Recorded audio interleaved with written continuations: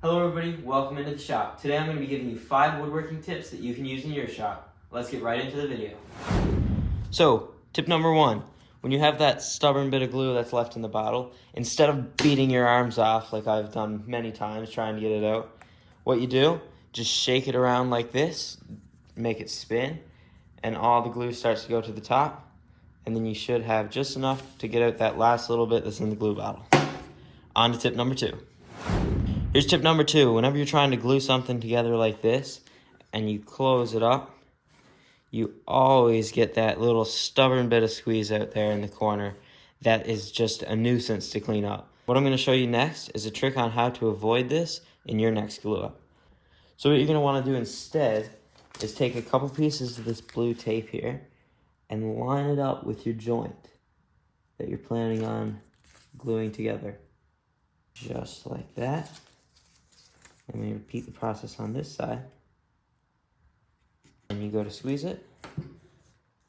You're going to get the same squeeze out on the end. Oh. Anyways, you're going to get the same squeeze out on the end.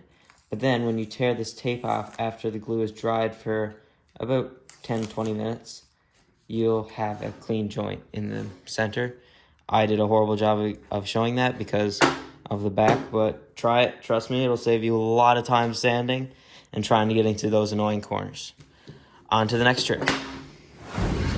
This next trick works if you're someone just like me who has a whole bunch of trouble trying to mount power bars onto things. What you're going to want to do here is just take a bit of blue tape, as you can see, and line it up across the back of the power bar. Tear it off like that. Fold over your corners. Lay it where your holes are. Find them. Whoa. Find the holes. Punch them out with a knife, so that now you can see where the holes are. Come over to the surface you're trying to mount it on. Stick your tape down however well you want it.